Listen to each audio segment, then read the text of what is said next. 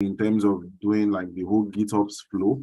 But when it comes to like, trying to like set up Kubernetes on maybe in the production environment and all, that's like one of the things I feel most people have not tried to implement, trying to explain how things work through from, deploying your applications, making it scalable and, trying to like maintain it, maybe like a whole process for like maybe we have like a CI/CD that contains that flow of Kubernetes, and you can actually see it working in the Sure. real time. I understand. So what you're saying is the explanation wise we are doing good, but what Yeah. would you like to see is like more realistic implementation of production grade Kubernetes environment where you're Yes. deploying maybe a microservices application stack, maybe you are implementing, scaling it, uh, setting up a production grade cluster and doing all the activities that are typical DevOps engineers would do, including setting up the CI/CD, Yes. maybe DevSecOps, maybe GitOps and all of that, right? Yes. So yes, so I do plan to do that. So this is we are getting started with this 50 days Kubernetes challenge. Similarly, what I'm planning to do next is a 15 weeks challenge, which is gonna be more or less, sort of you implement all the DevOps practices there, and that is in works right now. So I'm building the foundation for that because even the 15 weeks challenge, anything that we do today and in future with software delivery in general would be based on containers and Kubernetes and that space. That's why anyone who comes to School of DevOps also building these new membership programs and all that. So this is going to be like the foundation that we start with this. You build the foundation on containers, Kubernetes, and then we take it from there. Where we build the CI/CD, where we implement GitOps, where we implement even DevSecOps, which is Okay. a lot of security practices built into built into this workflow. And I focus most of my stuff on Kubernetes, so it's going to be on that. So that is what I'm planning to bring in 2023. This is like the beginning of it, so I'm just collecting the feedback. But yes, something on the line of creating a production grade Kubernetes cluster would be great. In fact, today what I'm going to explain is more on the lines of I have already set up a cluster, which is a 3 node cluster using a tool called as Kubedium. Kubedium is a tool which is also recommended officially if you look at the Kubernetes documentation as well. But yes, there are multiple ways of doing that.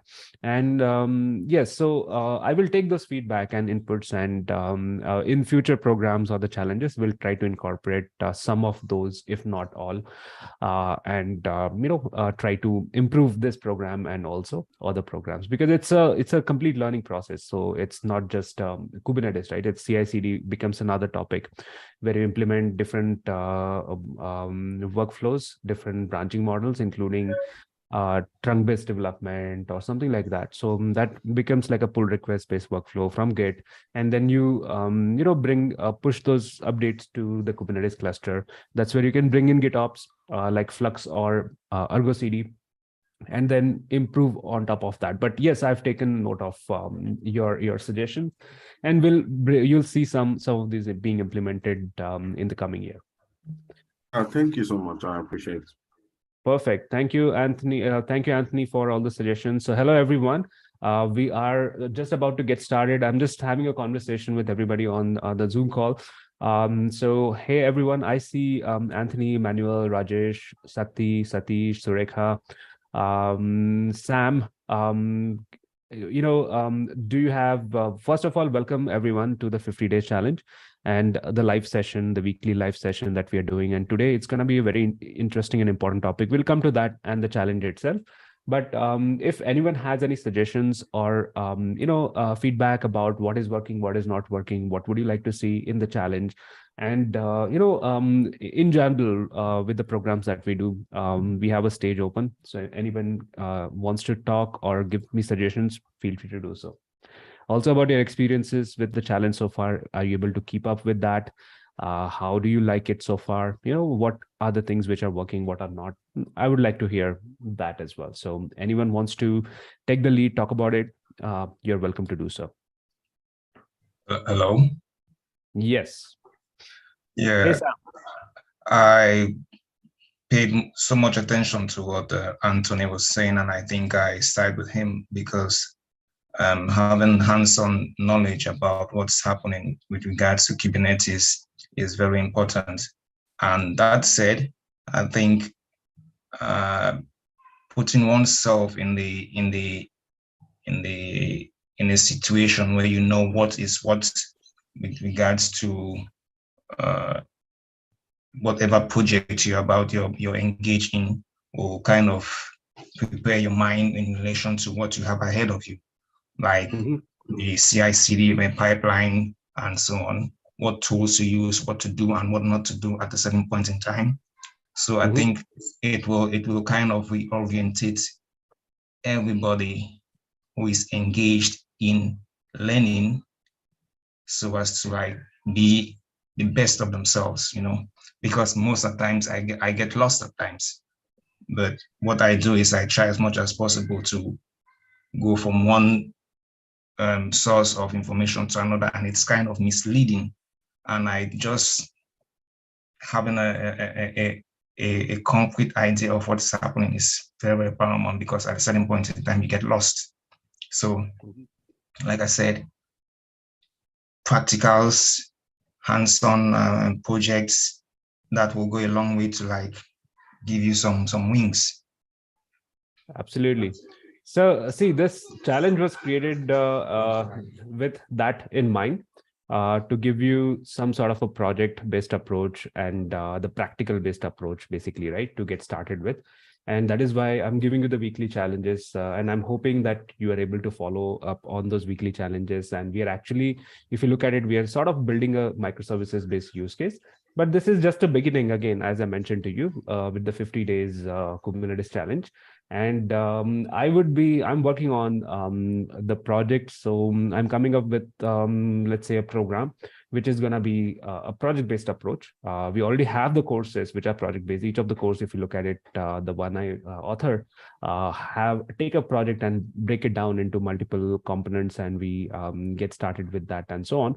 And that is the approach that we take anyways. But we would, beyond that, that is broken down into the course. But beyond that, what I'm coming up with, and this is like heads up, is like multiple projects, and I'm dividing them into 3 different types of projects: nano projects, mini projects, and a larger project like capstone projects and so on. So basically, nano project is like on one topic you do 10 different things, and then mini project is on one topic. Let's say Kubernetes, you implement Kubernetes in a maybe on a EKS, or maybe with Azure Kubernetes environment. So and then the capstone projects will involve multiple topics like Kubernetes and CI/CD and deployment and release strategies and this and that. So that's something we are trying to build.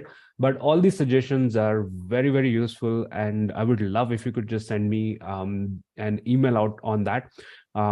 So you already have received my emails related to the Kubernetes challenge.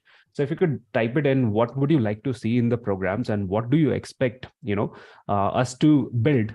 That would be very, very helpful as suggestions. And I've taken a note on the projects and practical based projects which are more realistic in nature. That is something we already have in mind. We are building at.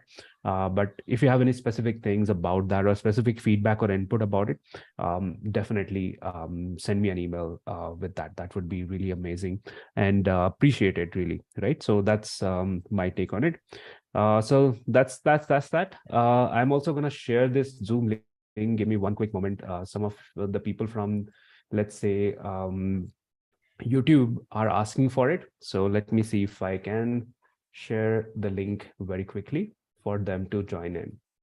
They're already in the live session through that. So even if you're not here, I would be following the, so I have another iPad set up here. So where I'm following the questions from, I would be following. Okay, questions from, let's say, YouTube channel as well, the live session. But even if not, if possible, I will try to send the link to you as well. For some reason, I'm not able to post it. So okay. I have been able to do that. So I think you should be able to get it. I think Nirav and Marvelous have mentioned from Zoom. were asking from Zoom. So I have pasted it there. I'm not sure whether it went through or not. If not, you can always join, let's say or let me create a link quickly. Give me one quick moment. So I should be able to do that with a link. So I'll add a link and share it with you, which you can use to join this live Zoom session as well. And we'll get started in a few minutes. Just, give me a few minutes to have it all be there. So people who want to get onto the Zoom call, let's say we add a link, my name Zoom.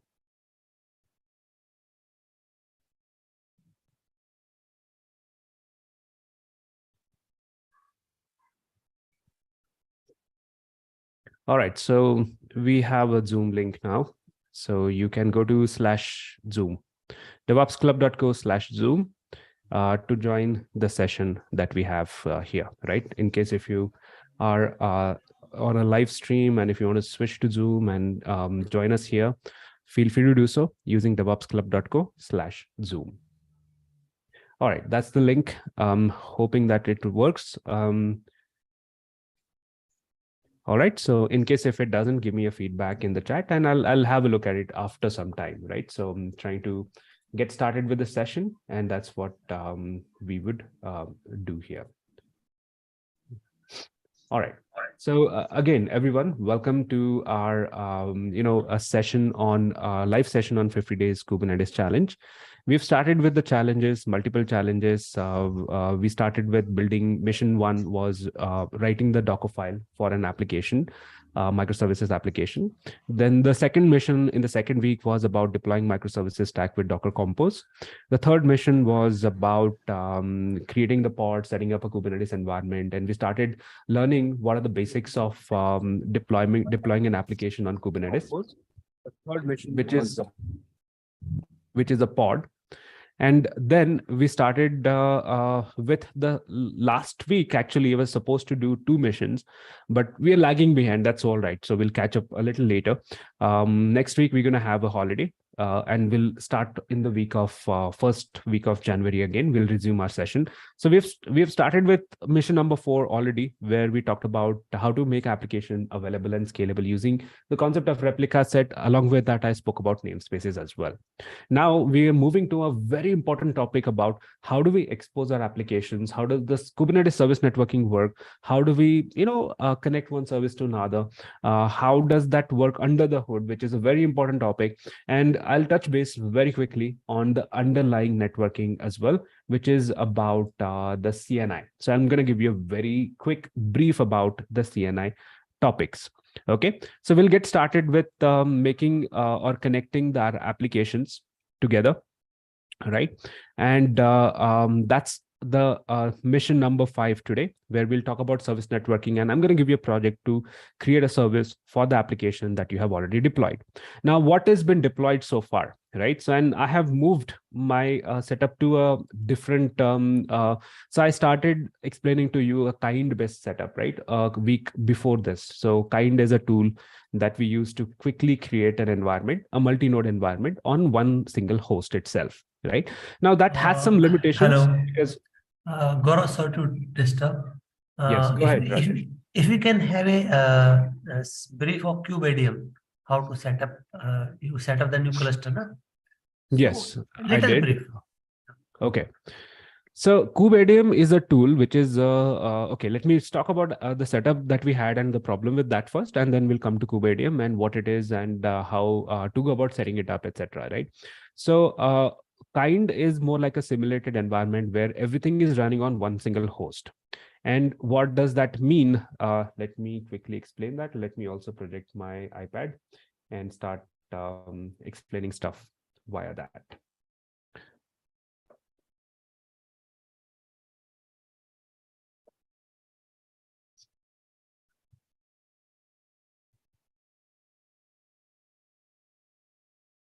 All right, it's going to take some time. So let me explain. And whenever I have iPad connected, I'll show you visually what it would mean.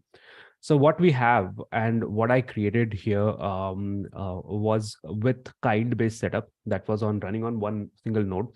And what I've done now is created 3 nodes, and let me show you where those nodes are. So I use a cloud called as DigitalOcean for most of my experimentation. You can also get like $200 credit if you're getting started.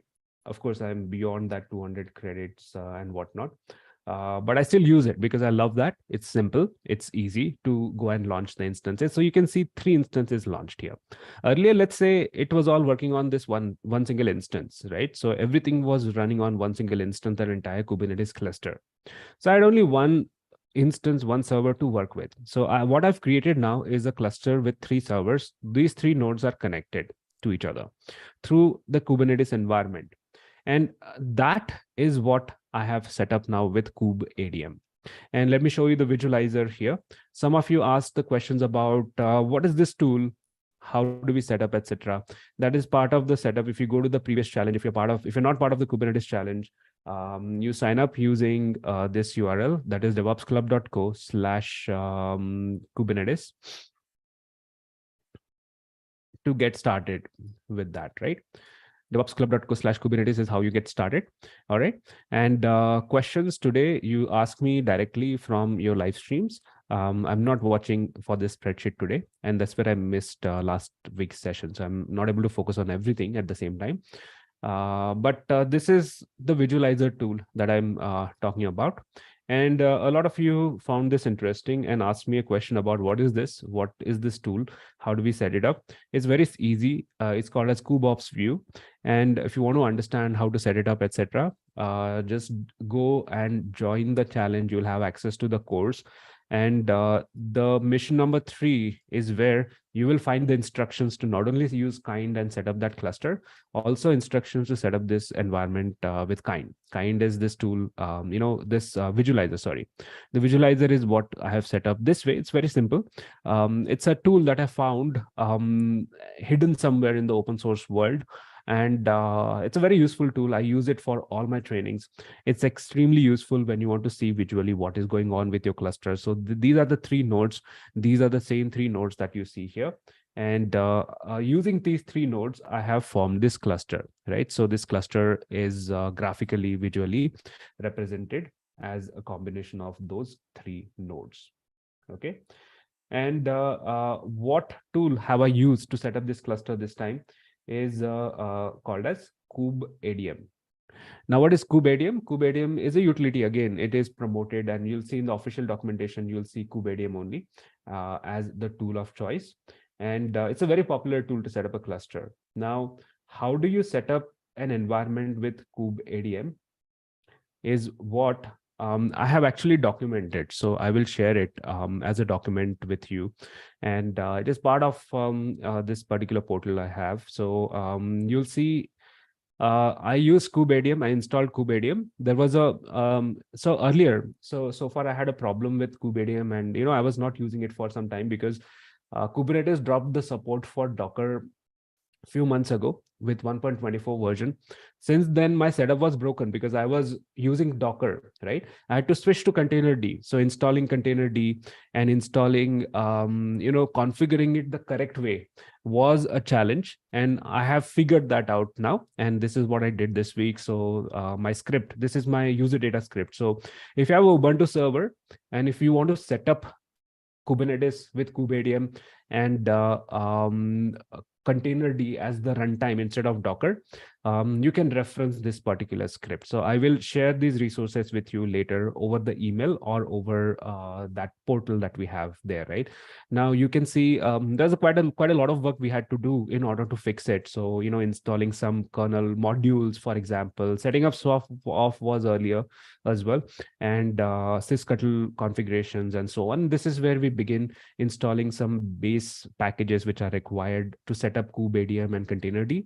Containerd is offered and created by Docker itself. Okay, it's a Docker's own runtime, and on top of that they run Docker daemon. But you can install containerd without Docker as well, the Docker daemon. This is where we install Docker containerd. You can see it is picking up the repository from Docker itself, right? So it's a Docker's product or a project created by Docker along with Google and IBM. So it is available as part of Docker's repository. I install containerd here, and then this is where I install kubeadm along with kubelet kubectl, etc. And once this setup is done, this is like 70% of the thing, right? So once this setup is done, once your nodes are ready, it is very straightforward to set up cluster using the kubeadm utility, where you initialize a node and you join other nodes, and then you set up networking. And once you have that, you get to this kind of a stage where you will see the nodes being ready. So I will share this document along with the prerequisite script. So if you are interested in setting this up, you can create 3 nodes like this anywhere, 3 Linux nodes, maybe VMs, maybe cloud servers, maybe on AWS, maybe on DigitalOcean, maybe anywhere else, and do the base setup. That was the script that I showed you, and then follow this documentation. You'll be able to set this up. It is also part of my LFD and all my Kubernetes courses. I use kubeadm mostly, so it is part of my Kubernetes course for sure. And I will share the documentation with you to understand how you can set up a cluster with kubeadm, right? Now I have already set up that cluster here, and this is ready with the visualizer as well, which is running on 32,000 port right here. And this is what I'm going to demonstrate, use this to demonstrate things with you, etc. Right? This visualizer is what is very useful when I start deploying stuff, deploying my applications and everything. This becomes very, very handy. All right. So with that, we will talk about or start talking about service networking. And I'm going to give it one more try to connect my iPad. Are there any questions in the meanwhile? Sorry, Gaurav. I wanted to ask, the kind we have installed, is it still going to work for this same process you want to implement? Can you repeat the question, please? I said the kind installation or the kind clusters we have. Okay. Is it still going to work for this same process we want to use, or we should just try and implement kubeadm? You can use kind. There is some limitation. I'll tell you about the limitation. The mainly limitation is basically when I show you services, right? And when I show you creating a service even with the kind-based setup, you will be able to access that service. So that bare minimum configuration which is needed in order to proceed will be there, okay? Because even the kind-based setup, I have done some port mapping which works, and you will be able to access the application. But what you may not be able to explore completely is what happens with service networking entirely when you are able to access it on all the nodes. Since we just have one node, that becomes a bit of a challenge. I'll explain what is not possible, what is possible when I create a service and explain that to you, right? But you will be able to proceed with the labs. You will be able to, create the service for sure, even with the kind environment. But if you want to switch to a kubeadm based setup as well, you could do that as well. So either is fine. Kubeadm based setup, I like it because it is very close to a real like environment, whereas kind is more like closer to a simulated environment. But practically, when we talk about services, when we talk about deployments, you will still be able to create those components with kind environment as well. All right, thank you. All right. Okay, so Anwar has a question about sign up with the Kubernetes link here. I will share it in the chat right here, and you should be able to join from there. There's a form that you will get to, and you'll be able to join from here. Maybe the URL was wrong. If not, we'll fix it. I see the URL working already. All right, let's get started with the service networking. How does it work? And the nuances of everything that we can do with the service networking, right? Again, I'm still constantly trying to connect my iPad to my machine. That's what I typically use to explain things. And I'm hoping that I'll be able to get that to work as soon as possible, right? To explain everything effectively, essentially. Now, services, right? So what are we doing with the service networking? Why do we need a service? Let me explain that to you first. And what do we have so far? So we started deploying pods initially for our application, which is InstaVote, which is right here, right? This is the application we took. we started deploying the application itself, and we have deployed 4 different instances last week. If you have completed that lab, you would have at least 4 pods or 4 or 5 pods maybe running with the replication controller. I have that already. So if I run get rs get pods, rs stands for the replica set, pods for the pods, of course. I could also use get all, and I see 4 pods running for that application. I'm running it fine, but how do I connect to that application running in those pods is where I need a way to expose this as a service. And how do I expose it as a service is where the Kubernetes component called as service comes in, and we start talking about the service networking, which acts like a load balancer, etc. So you can think of it as this environment where we have, let's suppose, 4 pods, 1, 2, 3, 4, 4 pods deployed here, and we want to access it, right? So now to access it, what will I do? I'll create a service. Service acts like a load balancer, and service, will start distributing the traffic across these pods. Yes, plus service gives you an ability when you need it to expose that application to the outside world. How do you do that? Is there are 4 different ways of exposing your application to the outside world. One is a node port type of a service. Second is a load balancer type of service. Third is configuration of a service called as external IP. And fourth is a ingress controller. Now, ingress controller and ingresses are different component. They sit on top of service and they connect to the service and do something. But ingress itself is a different object and a resource in Kubernetes, which we will explore later. So that is something we'll talk about later, but we'll talk about how do we expose the application using a service using node port, what would happen if you had a load balancer, and how the external IP would work, right? So those are the 3 things I will 2 things I will demonstrate, 2 things in the black, and I'll explain conceptually the load balancer as well, right? And when this is valid, which kind of service would you want to expose to the outside world? Your external facing services only. If I had this microservices application stack like vote, result, redis, db, worker, only 2 of these 5 are external facing services like vote and result, only those. Everything else, right? So you see redis, db, worker, those are called as backend services, and those don't need to be exposed to the outside world. But you would have another microservice like a vote application connecting to redis, or a worker connecting to redis, or a result connected to db, right? So you're going to have some interconnections between these microservices. For that, you still need to create a service, but you don't have to expose it to the outside world. So you will create a service, but you'll create a service of a default type called as cluster IP, which is just internal service. We'll explore all of this together. But what I'm going to begin with the use case so that you understand these concepts better. What use case? We already have this use case where, let's say, we have deployed the application in using the pods, but we now have to, make it available to the outside world, outside the cluster, basically, right? And for that, I would create a service, as I told you. Now, what kind of service will I create? I will begin by creating a node port type of a service. Now, let me also explore some of the service specs. So when I expose the application pod as a pods to the outside world through the service, I will create a service which will have its own resource in Kubernetes, and then I'm creating a node port type service. Now, using what configuration? Let me show you the spec for it and explain the spec and explain what happens and explain, how does it work, etc.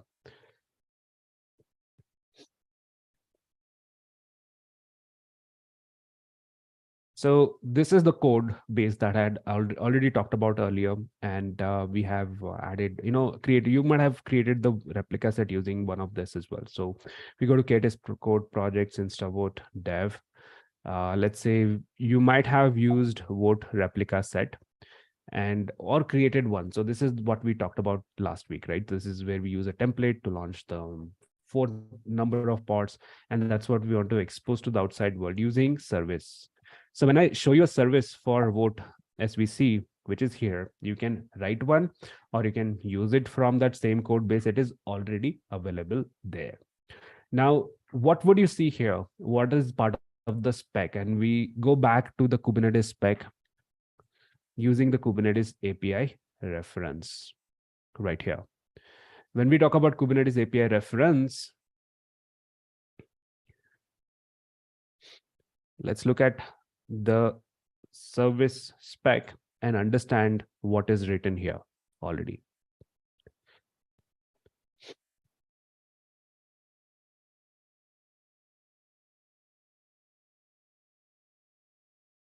So I have a service created. You see the code for it here. It follows the same components that I've explained to you. The formula is AKMS, API version, kind, metadata, spec. You can break down any configuration into these 4 components typically. Sometimes it is, instead of spec, it is data, but most of the time you shall be able to, basically break it down into 4 components: AKMS, API version, kind, metadata, and spec, right? So what do you see as spec here? What do you see as spec here is it is a service. So you see the kind being service, the metadata has the name of the service, etc. And spec contains 3 properties of the service. One is the type of service, which is node port. How does node port work? I'm going to explain that to you. The config, once we create it, you will really understand it. The second configuration is a selector. Just like replica sets use selectors to select the pods to be monitored, service also selects the endpoints. These are called as endpoint. The pod, IP addresses and the ports are the endpoints. So services decides which endpoints to send the traffic to based on the selection criteria, selectors. In this case, it's selecting using this criteria called as vote. And that would mean get pods minus L and role is equal to vote. It's trying to select only these pods. Right now we have only 4 pods, but if we had 400 pods as well, it would be able to figure out and select only these pods based on the selection criteria, which is given here. And that is how it decides that, oh, these are the endpoints I want to distribute the traffic across, right? Now, once I create this, there are 3 configurations also related to ports. One is port, second is target port, third is the node port as well. Again, port, target port, and node port. Now, what is what and how does it really work is what I would explain these to you. So in terms of the ports configuration, we have 3 things here, right? One is the actual set of pods, second is the service, and then third is how we expose it on the nodes, which is the node port configuration. Now, pods are the actual endpoints, right? Pods are the actual endpoints. And let's say pods are running containers on a certain port. And that is the configuration that we see as being ports. So when you see port being 80, that target port being 80, so that is the pod port. Pod are the ultimate target for your request. So pod is that port 80, right? All right. The second is, let's say we have the port, which is a service port. When you create a service also, for service, there is a constant, it's like a static IP or a constant IP, which is created for the service. So whatever IP port that service listens on, that is the 80 port. And then when you expose it to the outside world using node port on the node as in, these are my 3 nodes. So on each of this node, which port service really runs on or listens to, that is the node port. That is how we expose it to the outside world, your service, that is basically, right?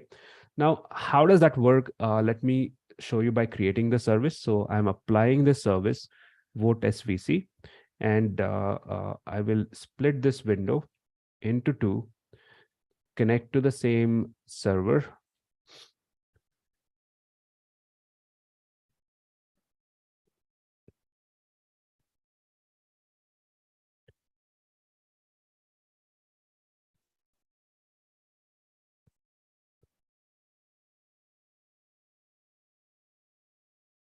Okay, I'm connecting to the same server as above, and I'm watching for, let's say, just service, get SVC, or let's say get all, which should anyways show us the service. Right now, it just shows pods and let's say replica set. There is no service defined as of now, right? So let's create one using kubectl, apply -f, vote svc.yaml. Created a service. You see that a service is created. Just observe it for a moment, and I will explain to you what this really means. Right. So there is a service created right now with the name vote. It's a node port type of a service. You see the port also. There is 80, which is the service port, 30,000, which is let's say 30,000 is the node port. Now, what do I mean by node port? Just gonna try some rudimentary whiteboard here and explain this to you. So let's say I have 3 nodes. And on these 3 nodes, I have some pods running. The pods are running somewhere, right? So maybe there's 1 pod here, there is 1 pod here, there are 2 pods here, maybe there's none here, right?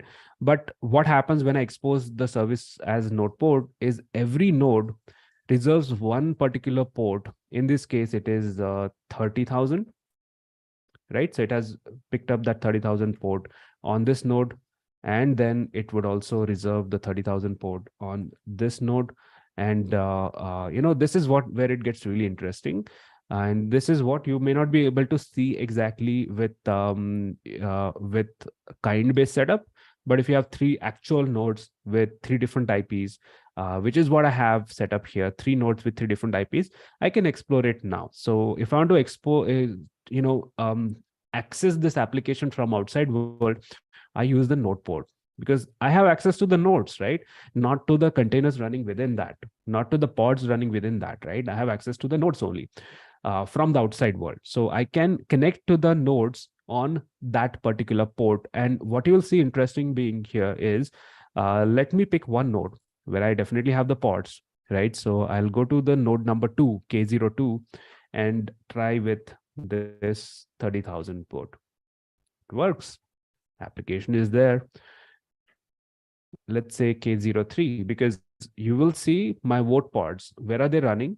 I can filter my pods from here. They're running only on K02 and K03, my second and the third node.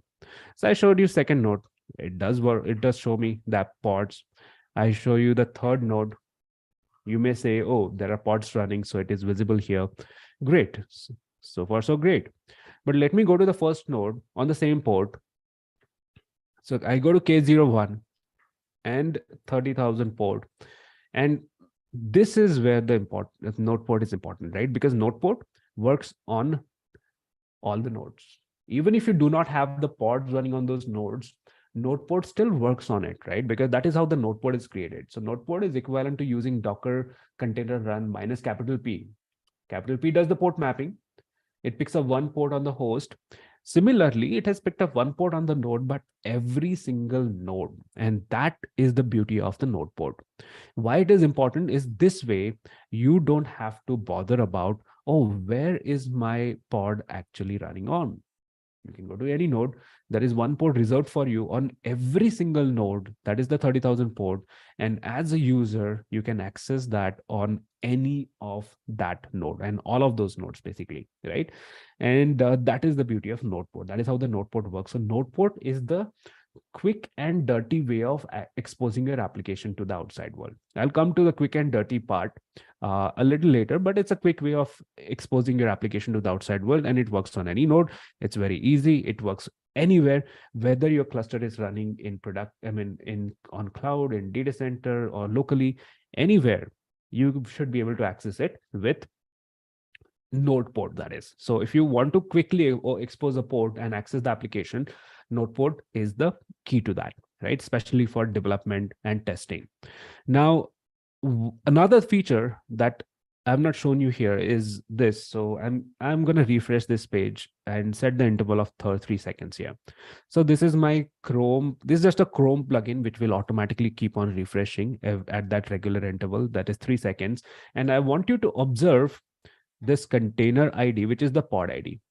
Every 3 seconds, when it refreshes, it goes to the different pod, isn't it? And that's another interesting aspect about service. When you create a service, you get, what is this actually? What do you see here? What is happening? It's load balancing. Exactly. It's a load balancer. So when you create a service, by design, by default, you get a load balancer. Now, what kind of strategy does it use? It's just a round robin load balancing. Now, in order for this to work, and this works on every node, okay? So interesting thing is it works on every node. So you go to, like, this is my second node. I'll go to first node. It's not even running the pods, right? This is not even running the pods. And even here, if I keep on refreshing, you are going to see the same behavior where it is not only able to access it and send the request to the pods, it is doing the load balancing across those pods, right? Now the question comes, what is it that runs on every node which makes this possible, the load balancing? Because it's running on every node. You can see that any node you go to, it is available there. So what do you think is running on every node which could be responsible for the service networking? Daemon set. What's that again? Daemon set. Daemon set? Demon. Well, daemon set is a enabler, yes. So there is a daemon set which is running on what daemon set does. What does daemon set do? You tell me. I'll explain accordingly, right? What do you use a daemon set for? Very interesting insight there, and this is useful for a lot of you who may not have used daemon sets at all. Daemon So, set, yes, go ahead. daemon set we usually use for the purpose, like if I am using any pod for the monitoring purpose or for collecting logs, so I will have to ensure that that pod, that particular service pod is running on each and every node. So in that case, I will make use of daemon set, which Exactly. ensures that.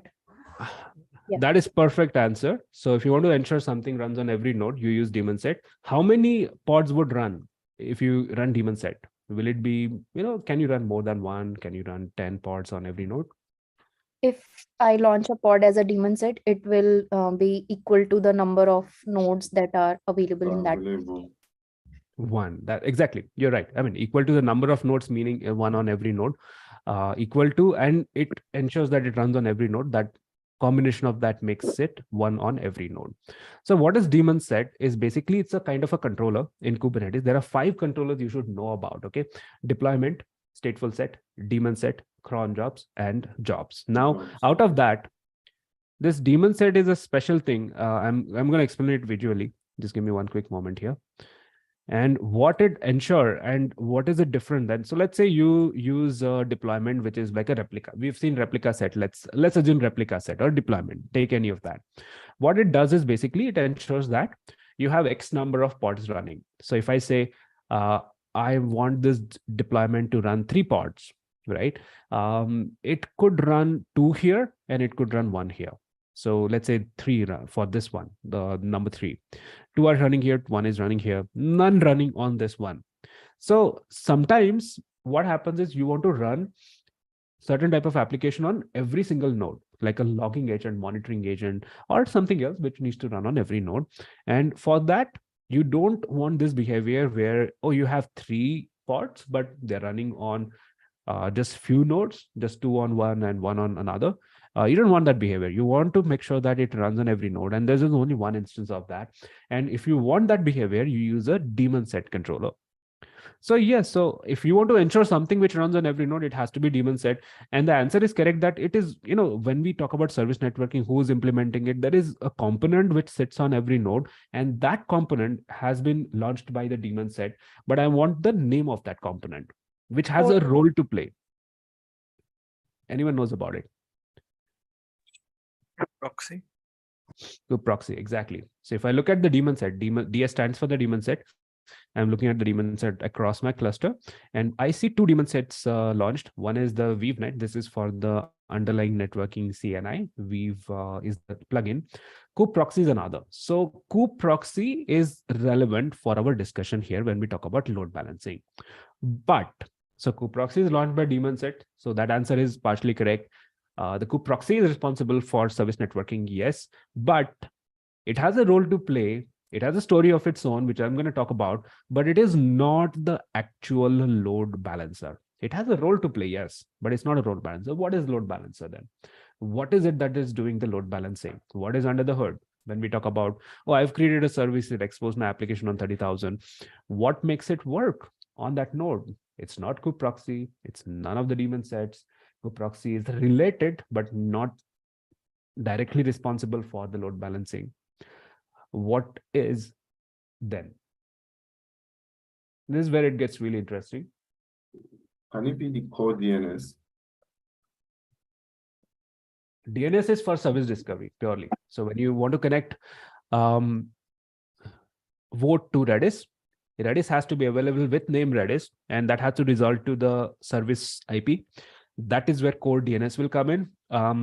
Not right now, though. There is something else which runs on, and this is the core Linux component.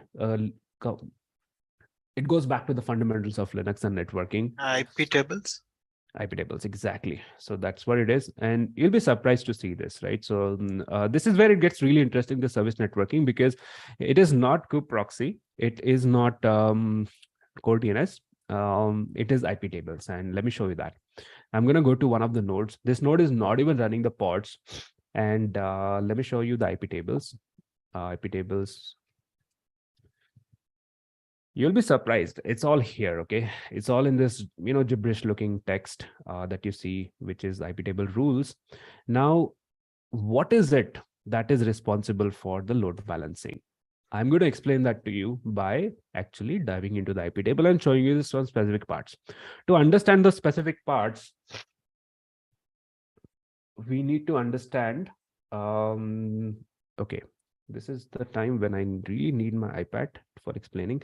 Give me one quick moment, okay? So I'm gonna restart my router. I think I have a problem with my Wi-Fi. I'm not able to connect to certain Wi-Fi, and because of that, I'm not able to connect my iPad to my computer. So I'm just gonna give this a try. So give me 5 minutes to try this out, because that will help make the explanations much simpler. So I'm just going to take a quick break here, 5 minutes, and I'll be back as soon as possible. And then I'll start explaining the service networkings, right? So I will be offline for some time, may go offline because I'm going to restart my Wi-Fi router. So just bear with me, and I'm really apologize for all this inconvenience. So just give me a few minutes and I'll try to, I'm just going to go and restart my router out there.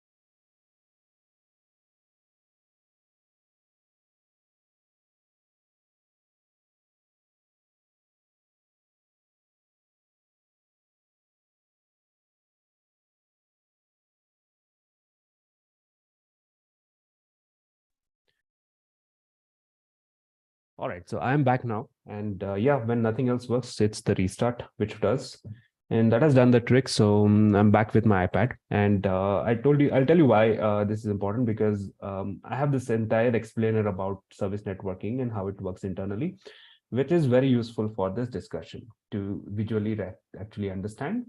And okay, so we're talking about how does this work, right? Because we can access it on any node.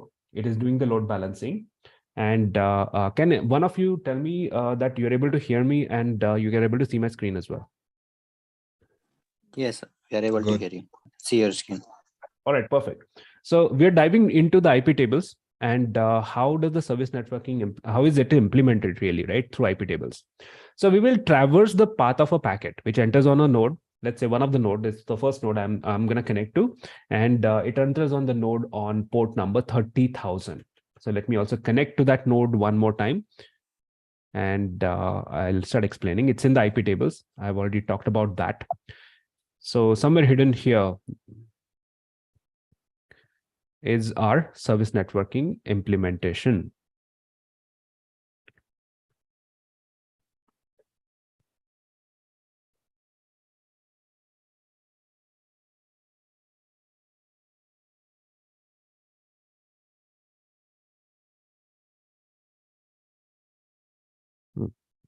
Interesting.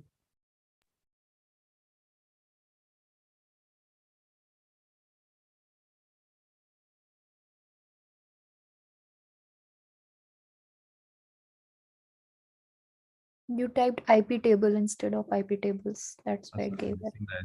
Yes, I'm missing this. Okay. All right. Yeah. Somewhere here, hidden here is the service networking implementation. And how does it work is what we are going to look at by traversing a path of a packet, which enters on the node on port number 30,000. Let's say it entered on 30,000. What happens to it is it is taken by the IP table and then it decides what to do with it next. So what we look at is the packet which is destined for 30,000 on any of the nodes. So I go here and search for, let's say, show me what is there, which shows you 30,000. So I see a couple of lines here. And what it tells me is this is the packet which is destined for port number 30,000. And what it is supposed to do is send it to a chain. So IP table is made up of these chains. And this is where it is sending or routing it to that particular chain. Now, what do we see in that chain is what I will show you next. So I will search by this name in the IP tables and get some lines after it. So how do you search is just using grep, and I'm grepping for it. And I want to get like 10 lines after that particular string. So minus capital A is for after, minus capital B is for before. So before, 4 lines before, 10 lines after. You can use the grep commands like this. And what I want you to focus on is just this part. Let's zoom in.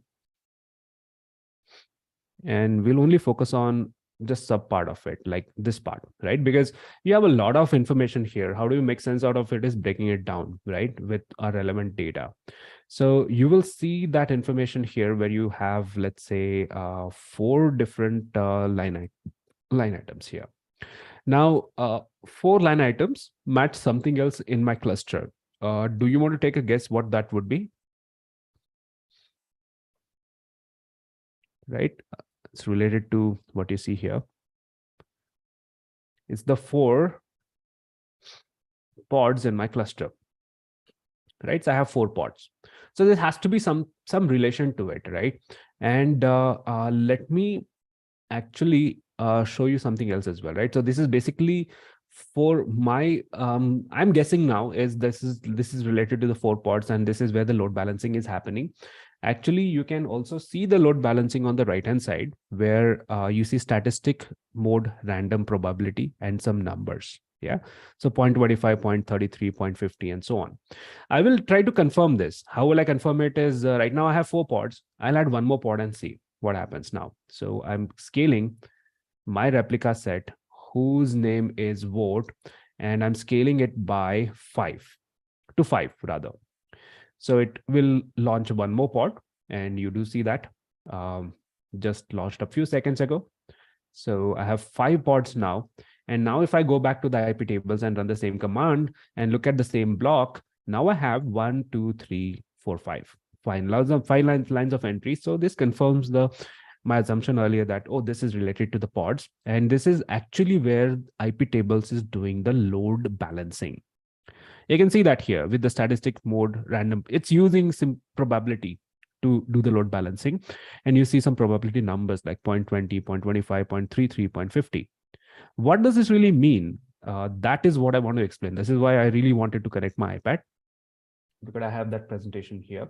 where we started with 4 replicas earlier. And now when I added or changed it to 5, there was one more line entry here. And it has some probability numbers as well, right? So this is where I'm saying load balancing is happening. How is it happening with the probability model here? And that has the probability numbers like 0.20, 25, 33, 50, and the last line doesn't have any.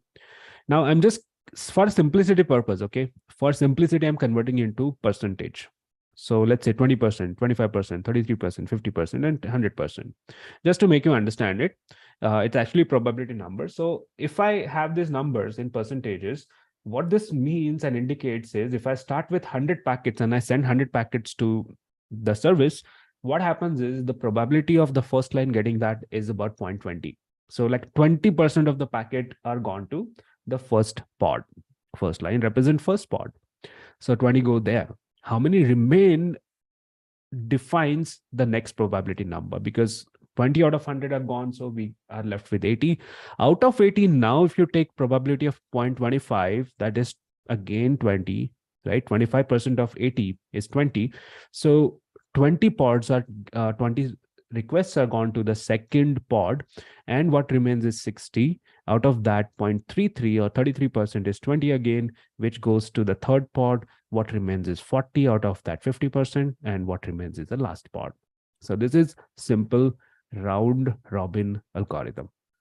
That's what it is basically, right? So if you send 100 packets, each of this getting that packet is probably, 20 packets is the probability that each of this will get that number, right? And as I send more requests, is you see the distribution also, right? Earlier I had less number of requests, so only few of those packets you saw here. That is incrementing because I'm constantly refreshing every 3 seconds. So as I do that, and this keeps on getting distributed. So you'll see approximately, if you look at it for a longer period of time, you'll see almost equal distribution. So that is where that round robin algorithm comes in. Right? This is how the implementation of service networking is happening. Now, I said that you're right in a way that there is kube proxy, which has a role to play. What is the role of kube proxy then? If IP tables is doing this load balancing and this round robin and all of that, what is the role of kube proxy? Let's try and understand that through a story, because kube proxy has a story of its own. What is that story? Let's try and learn here through the service lab. Yeah. So if you look at the Kubernetes service documentation, I think it's not this one.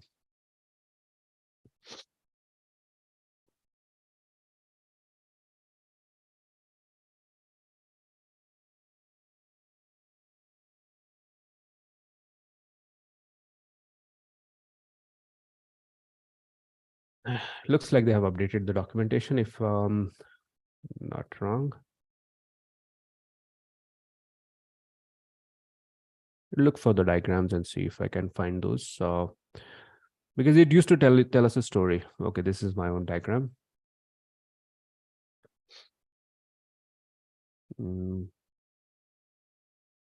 Yeah, these things.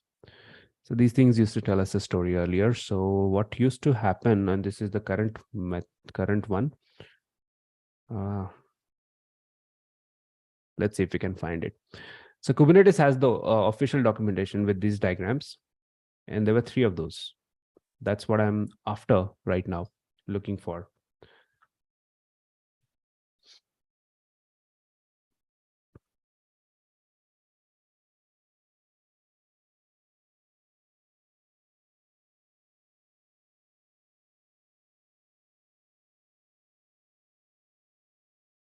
Yeah, they have updated.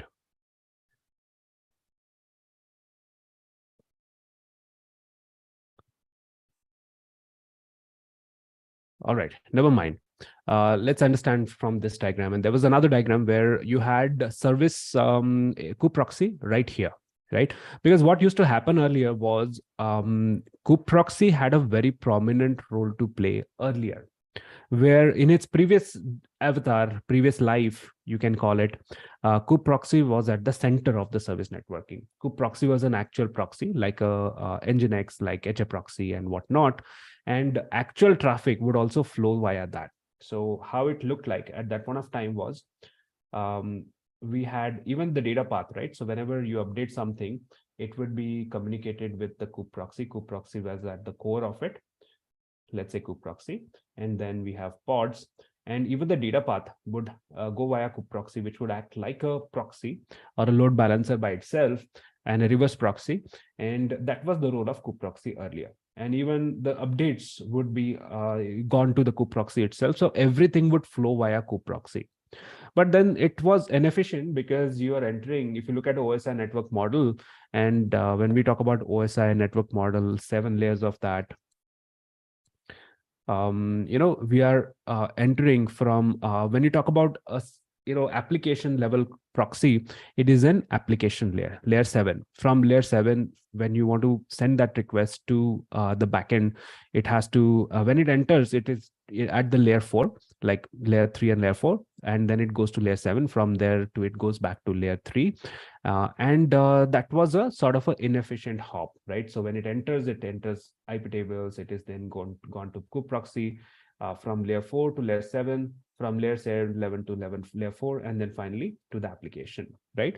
So this inefficient hop is now gotten rid of with the current generation, avatar of kube proxy and this service networking configuration, where kube proxy is there, but it's running on every node. But the only job it has right now, it's sidelined clearly, right? So it is sidelined in a way that IP table takes the center stage, and kube proxy is responsible only for updating the IP table rules. So what was the role of kube proxy? When I changed the scale from 4 to 5, someone had to update these rules immediately, and that was the role of kube proxy. That is why kube proxy still exists, and it runs on every single node. That is the current implementation, right? Where IP table takes a center stage, IP table does the load balancing. How does it do that? Is using the statistic, that statistical model, right? So probability numbers rather. So it uses probability to do the round robin load balancing. So it's not actual load balancer. And this is where the next generation of service may change, and it's already there. It's called the virtual server. Again, IP tables is part of, let's say, this is the documentation I was looking for. So earlier kube proxy was the real deal, with everything would flow via kube proxy, right? Even the actual application traffic, this was a load balancer. You can clearly see that. Now it is sidelined, it is the IP table. So the data path is directly IP tables, and IP table is more efficient, faster, and then kube proxy handling the actual data traffic. So that's why IP tables. What is happening in future is there is a new module. I mean, it's not a new module, but a new implementation of service networking, because this IPVS exists in the Linux kernel for years, for decades. It's just that nobody was paying attention to it, nobody was using it, but as an actual load balancer. And that may become the norm in future. Why? Because IPVS, or the virtual server, VS stands for the virtual server. So instead of IP table, it would be IPVS. Why? Because of two reasons. One is it is more efficient, it is faster, because IPVS uses the hash table based lookups, because IP tables is list item. It's a list lookup. So if you have 1000th rule, it has to read through 999 rules to get that hit. Versus hash table lookups are immediate, right? So that's why IPVS is more efficient. Plus, IPVS supports all kind of algorithms, not just round robin. IP tables is doing round robin through probability. So it's not its own internal feature, but you can make it to do load balancing, which is working out well. But IPVS, you can go round robin. You can also use some other type of algorithms, so on. Yes.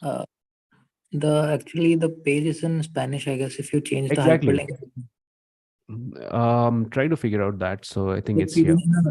Yeah, you can do the translation. Yes, it's working now. That's fine.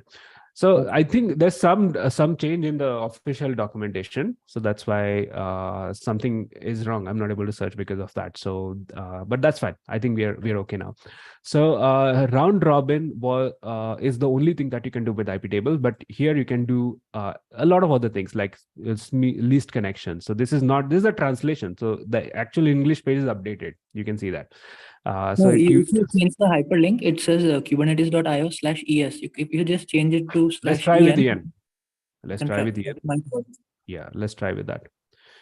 So EN is updated. That's what I'm coming to. So otherwise, this is the first page that you see. So if you just search, I used to do just that. So Kubernetes service, it used to take me to the first page. That seems to be updated. So before this gets updated, I'm going to try and create these diagrams for myself and keep it available for later. Yeah. So LC, so you can have different algorithms, right? So LC, DH, that destination hashing, source hashing, smaller, least number of connections. This LC stands for least number of connections, actually. So you can also send the traffic to the pod which has the least number of connections, and it would have done in this case maybe this pod, and then when there are least connections here, it would have picked up this pod, and so on. So you can choose the algorithm with IPVS, and that can be implemented. Now comes the most important part. Now it says IPVS is stable, it is available. You can select that during the configuration while installing the cluster. But the important part here is this has not been implemented by Kubernetes yet. This is supported by IPVS, not implemented by Kubernetes. How to know when Kubernetes implements something? And that is a very important thing to understand. And this is where I focus my trainings mostly on Kubernetes API reference. And this is the most important document. If you want to master Kubernetes, make this your Bible. So because what happens is all these features get reflected into the API reference at some point of time. So when it is available with your own version of Kubernetes, let's say, looks like 1.26 is out. This seems to be a recent thing this week. So when this becomes available as a feature, where do you find it? Do you have to go and learn about each and everything like this, like I'm explaining to you? No, all you have to do is learn how to read the spec, because it's everything in the spec. Most of the answers you'll find in the spec. So if you go to the service spec, look at the spec here. Here you'll find some traffic, some load balancer policy, some traffic policies. You have some properties like this, right? So external traffic policy, where do you send it? There are some, load balancer classes. So you will have load balancer algorithm or some property like this, where the options would be round robin, smallest connection, destination hashing, source hashing, and you can choose one of that as a property. I'll just show you one simple configuration where you can change the behavior of service or any object, in this case service, using a property like this. So let's take an example where right now it is rotating. It's just doing a load balancing across all the pods. There is no stickiness to it. So I can add some sort of a session affinity, which will bind my client connection. So connection coming from my IP to one particular pod. How do I enable that? It's just one property. Like you see session affinity, and you can either select client IP or none. Default is none. There is no affinity. So it is just going to any pod, jumping from one to another.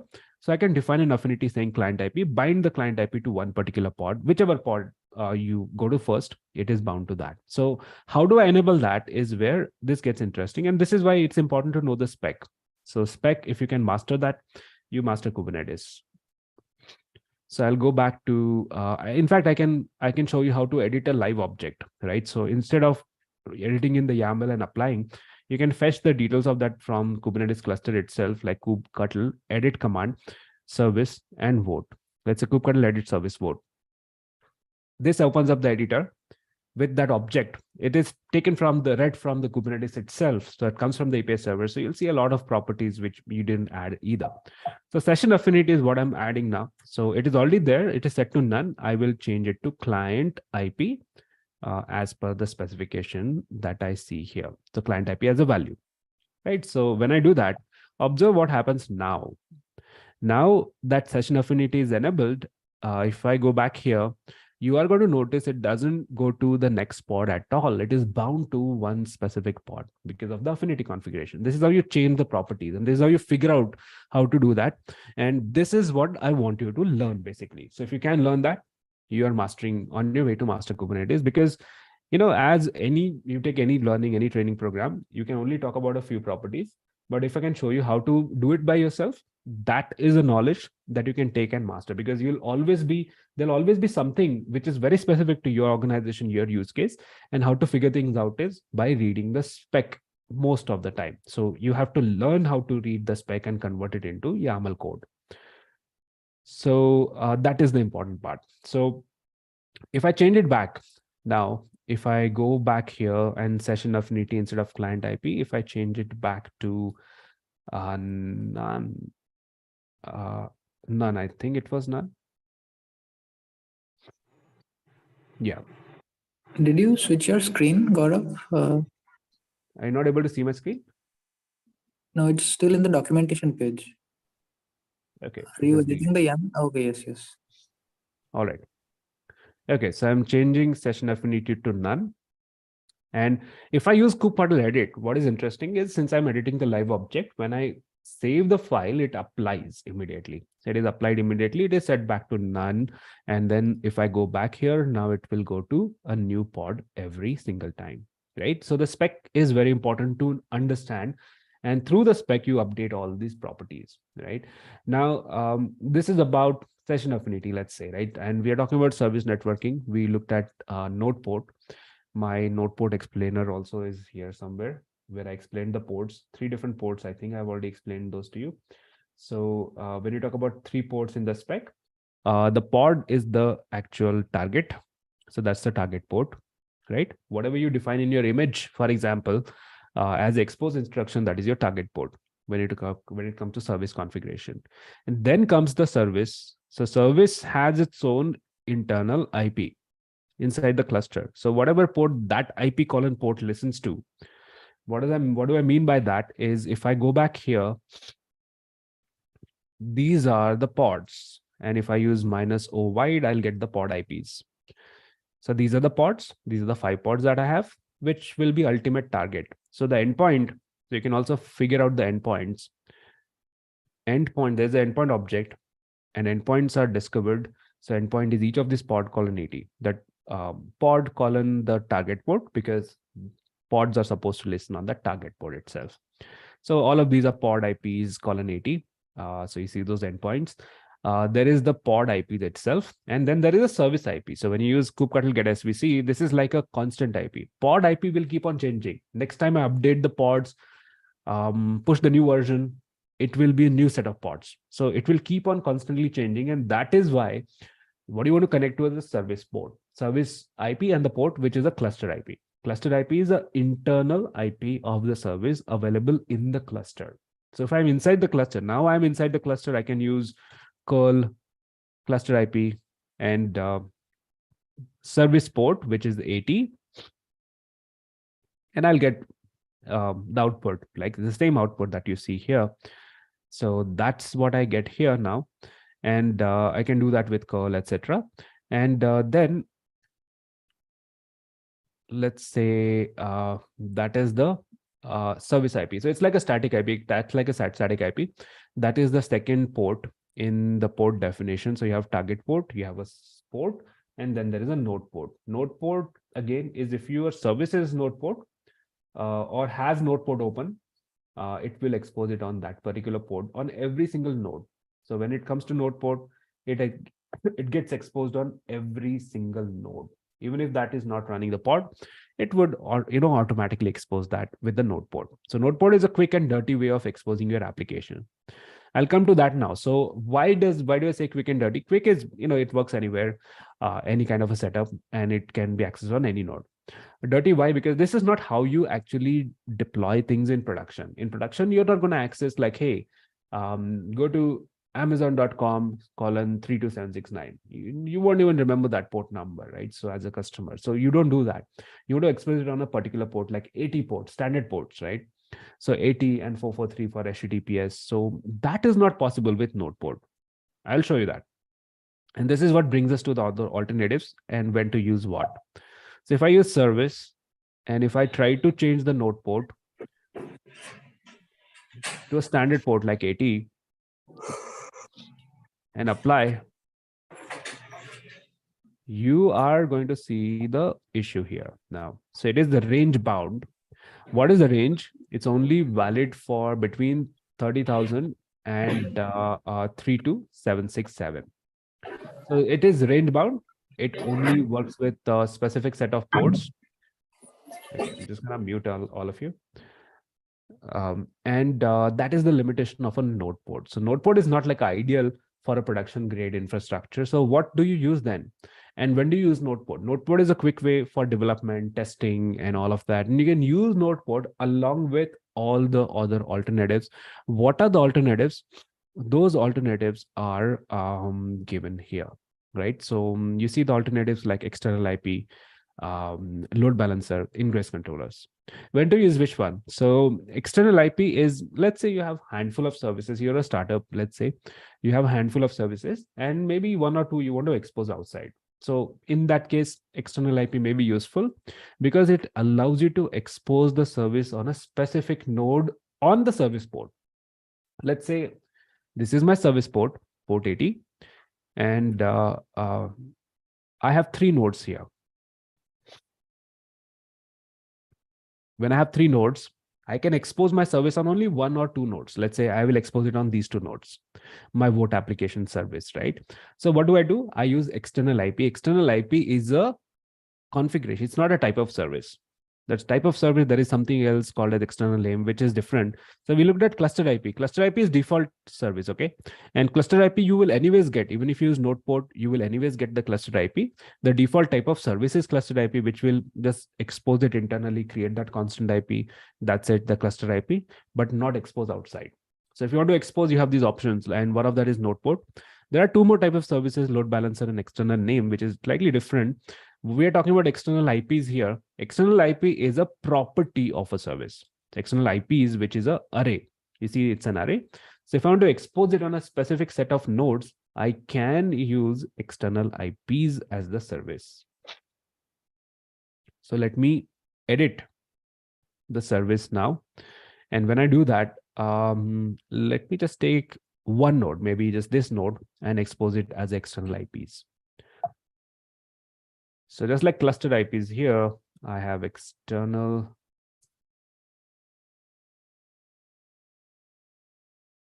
IPs, which is an array. So I add a hyphen.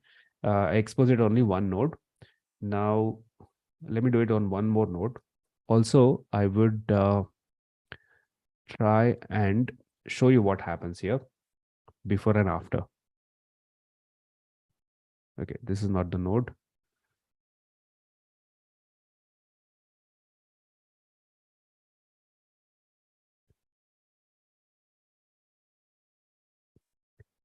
I'll take one more node. Get nodes, and I want to find the IP address. So minus or wide is typically what I use. So I took the first node IP. I'll take one more IP, the third node IP. It's an array, so I can go and add a hyphen and the value. I can also do it this way, 2 space indentation and the values. So these are my 2 external IPs. Let me show you what I have right now, or we'll watch for it. Let's watch for kubectl get svc. And you see, there is no external IP defined right now. So this is a configuration you have to make. What is external IP? Either one of some of your nodes, or maybe you have a load balancer outside of this environment, a physical load balancer. Maybe you can define the IP of that physical load balancer here as external IP. You're saying that these are the nodes I want to accept the requests from. And so what happens now is it works with, when it is external IP, it works with the service port, not a node port, but service port. And this is like, oh, I can make this application available on this port, this IP, and service port, which is 80, not 30,000, basically. Works with the third node, where I can access it on this port. With the second node, though, I cannot use that because I have not put that as external IP, right? So it doesn't work. But node port is still valid, okay? Node port is still valid, and I can still use it on node port, of course. And even on these nodes, the first and third node, where I can access it on 80. So I have 2 ways of exposing it now. One is via external IP, and this is where I can bring my DNS. So my xyz.com can point to this, and this becomes my application. And then I can also expose it on 30,000, of course. So I can expose or use that 30,000 port as well. So node port works along with all the other configurations. That's important to know, okay? Get SVC. So I still have external IPs. I do have node port, and I will show you by using describe command. So describe service gives you a lot of useful information, like what are the endpoints? Endpoints are the actual pods. There are 5 pods, so 3 plus 2 more. The node port is still valid, 30,000. I do have external IPs. With external IP, I can use the service port. With node port, I can use this particular port. One of the things which is very important is the selector configuration, because if your selectors are wrong, you would not be pointing to the right pods or no pods, or even completely wrong application. If you copy paste it, for example, and create your own service, it may be pointing to a different service altogether with the wrong selectors. Or if I have, let's say, let me go back and change the service and update the selector configuration. Selectors are extremely important, right?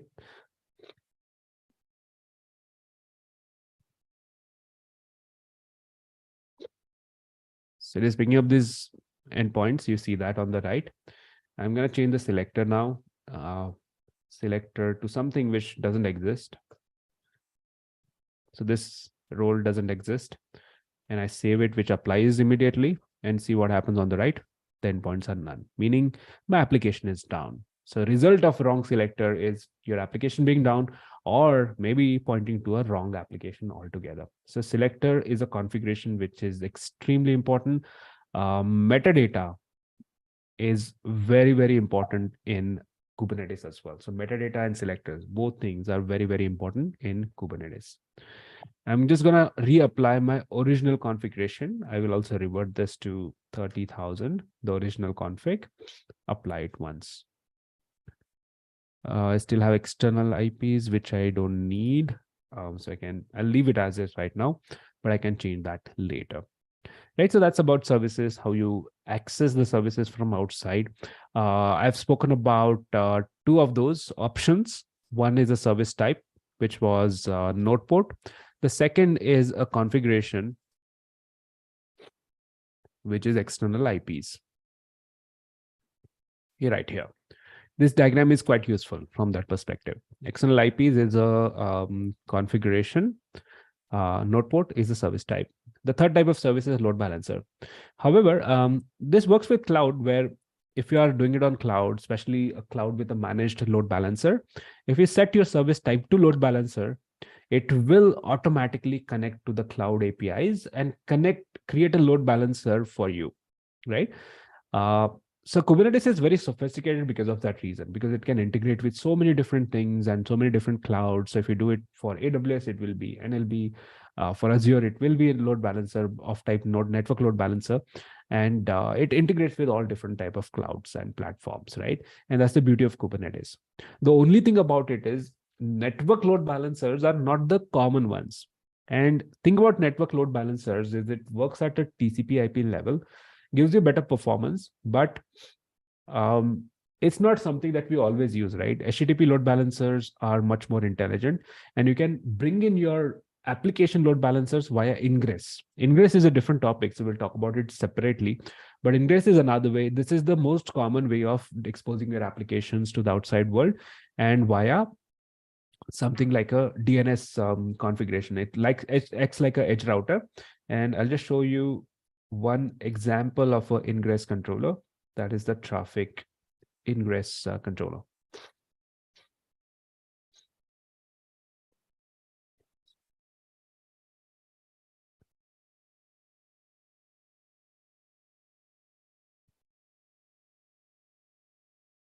Right, so if you have ingress controller, that your application load balancer can also be an ingress controller. Advantage with that is it is more intelligent. It acts like a router. And this is the most common thing that you do when you have a bunch of microservices. Let's say one microservice api.domain.com. It is all the traffic is going to the same entry point, your ingress controller. From there, it is being routed to different services. So let's say it will take you to API server, domain.com/web will take you to the web server, backoffice.domain.com will take you a completely different environment or a server. So it works this way. It acts like a edge router, and ingress has a lot of advantage when you want to use it. If you had to do it with network load balancers, you create multiple network load balancers. So if you have 5 microservices, you'll end up creating 5 load balancers. You will be paying for 5 load balancers, which is not really a good idea. So what do you use in production? For number one, ingress controllers. For larger environments, typically I've seen ingress controllers, application load balancers being used. For smaller environment, you can use external IPs. Node port is purely for development testing because it exposes on a particular port, like higher port, like it's range bound 30,000 to 32767 is the only thing that you can play with. But it's quick to expose, right? So you can use it for testing, close it when you don't need it, and so on. And load balancer, when you have a specific need for one specific, or maybe just one application that you have, you can still use network load balancer if that works better for you. And those are the types those are the ways you can expose your application to the outside world. This is valid only for, let's say, the external facing applications. When we come back to, let me go to that application one more time. Yes, so external facing application as in just these two, vote and result in this case, right? Only those you will have external, entities accessing these applications. Everything else is internal, like Redis DB worker. For these, if you create services, you will create the service with a default type, which is cluster IP. Cluster IP is just going to give you internal IP. That is the cluster IP, which is this kind of an IP internal to the cluster, but it would not expose it outside. And that's not needed for these services. Redis DB worker, who's going to access it? Either of these front-end applications, vote and result. So those, to access that using DNS, you use a service, you create a service, but of type cluster IP, so the default type. And I'll show you that. So I have this vote application, the front-end application right here. This looks great, but when I try to vote, it gives me internal server error. The reason for that is it is trying to connect to the backend service. The immediate backend service that it needs is the Redis, basically. So let's look at how it is trying to connect to the Redis. So if I go to the application code, which is from here, app.py, you will find it is trying to connect to that service using the host name as Redis, right? So Redis has a host name. So it is trying to discover it via a name, a DNS, basically. In order for this to work, you need a service whose name is Redis, and it should be added to a DNS. Now, good thing is Kubernetes comes with an internal DNS and a service discovery mechanism. It has a DNS server internally to Kubernetes. And the way this works is whenever you add a service, let me explain that. So there's a DNS table, for example, and who is serving it? You see, there are a couple of pods. In my kube system namespace, which are those pods? These are the DNS pods. These are the two ones. So every time I add a service, create a service, like I already have a service by name vote, it is already part of that DNS. So when I created the service vote, it has an entry pointing to this cluster IP, and an entry like this gets added to the DNS tables, and that is being served by this core DNS. So every pod which is configured in this cluster is been configured to talk to that DNS as a resolved configuration. Let me show you that. So if I get to one of these pods, and from there, if I try to look up, even if I just do ping or even ns lookup and vote, it works. It is pointing to what? To the service IP of the vote application. The name vote, and it has a DNS, vote.instavote.svc.cluster.local. Inside that particular namespace, instavote, I'm in this namespace instavote, so I can use it as a vote as well. That's what I'm using here.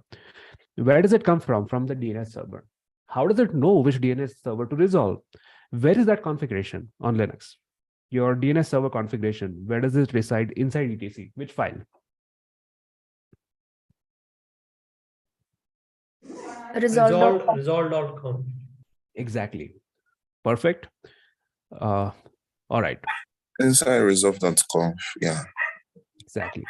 So inside resolve.conf, I see name server being set to 10.96.0.10. Whose IP is this? Let's find out. It's not a pod IP. It is a service IP of the DNS server. So if you look at kubedns, behind that there are two pods, and this is the DNS server IP, DNS service IP 10.96.0.10, and there are two pods for high availability of the DNS itself. So it is basically going to either of these servers to resolve the host name with the IP. Now, it would need, in order for this to work, this application to be able to connect to that Redis, it has to be able to connect to Redis in the first place, right? So if I try to resolve right now, NS lookup Redis, it doesn't work, doesn't resolve, because there is no service called as Redis. There's a service called as Redis. I'll create one. I have the code here, everything here, including Redis service, SVC. If you look at the spec now, it just creates, okay, so API version is v1, kind is service. It's going to create a service with this metadata. The spec part is important, where we have selector. It's going to connect to the app pods with this selector, and 6379 is a standard port. Now, this is not a node port type service. The type is not defined. If the type is not defined, what that means is it is setting the type to the default. There's always a default. And in this case, default is cluster IP anyways, right? So cluster IP is going to be the service type. If I apply this, you will notice it creates a service and a DNS entry as well. I'm going to start watching for that. NS lookup Redis, I'll put it on a watch. So when it becomes available on the DNS server, it resolves here. So kubectl apply Redis service, and you are going to see a service created in the first place,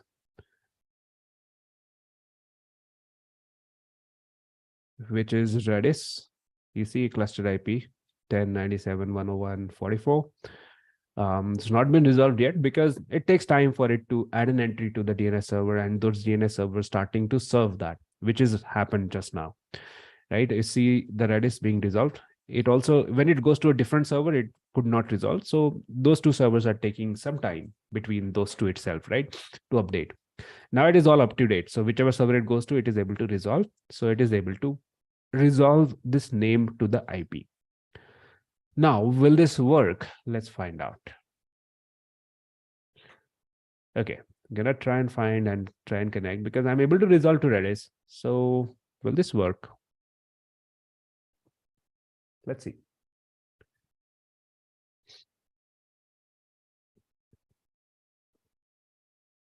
It doesn't. Why?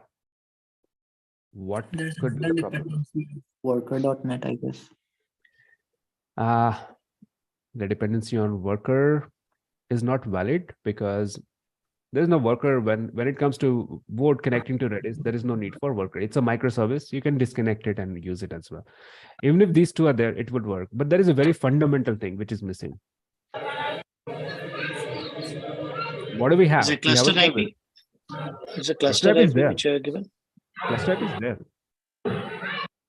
Very fundamental thing missing. Application. It is. Pods. So it is important to understand that service is just a networking configuration. You also need the pods, which is like Redis application, to be there behind it, right? So I have to create the pods as well. I'm going to use a deployment here. I have the code for it. Just applying that. So when you try to do this, when I provide you the challenges, I have this repository there. So you already have created it as part of earlier challenge, or it might be there. I'll share the link to that. So Redis / deployment is what I would use. And this is going to create the pods, which you will see here. Get pods right here.